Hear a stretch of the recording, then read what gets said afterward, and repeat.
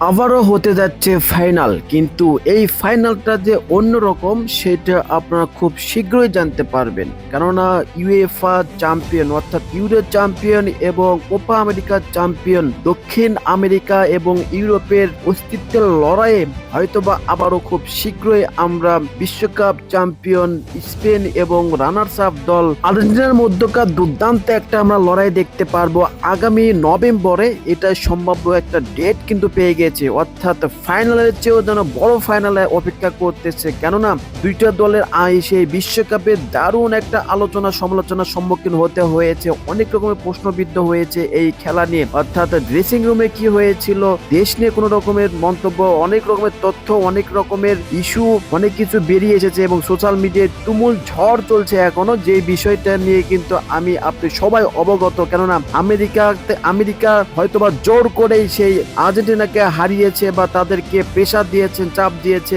সেই কারণে আর্জেন্টিনার আমরা বিগত বছর আমরা যে রকম খেলা দেখেছি তার 10%ও খেলা কিন্তু তারা পুরোটা দিতে পারেনি, অর্থাৎ পুরো 125-30 মিনিট খেলেছেন, শট অন টার্গেটে মাত্র 2টা শট করেছে, যেখানে এক প্রকার অসম্ভব হতে পারে। কেননা আর্জেন্টিনা এরকম খেলা কখনোই খেলেনি বা তারা খেলতে পারে না এরকম বিশ্বাস সকলের আছে। কেননা তারা পুরো টুর্নামেন্ট জুড়ে যেরকম পারফরমেন্স করে এসেছে, দুর্দান্ত পারফরমেন্স করে তারা ফাইনালে এসে তারা নাস্তানাবুদ হয়েছে স্পেনের কাছে। অপরদিকে কিছুটা ভাগ্যক্রমে অনেকটাই সেই স্পেনের পক্ষে গেছে, যে বিভিন্ন সিদ্ধান্ত রেফারি যিনি ছিলেন তিনি সামান্য কিছু কারণেই বিতর্কিত সিদ্ধান্ত নিয়েছেন, যেটার ফলেই অনেকটা প্রশ্নবিদ্ধ হয়েছে। যেমনটা এনজোর একটা লাল কার্ড ছিল, সে লাল কার্ডটা নিয়ে অনেকটা বিতর্ক হয়েছে এবং মেসিকে যে অনেকবার ফাউল করেছে সেটা নিয়েও কিন্তু অনেকটা বিতর্ক হয়েছে। সব মিলিয়ে আবারও দুর্দান্ত একটা আমরা ফাইনাল দেখতে পারবো খুব শীঘ্রই।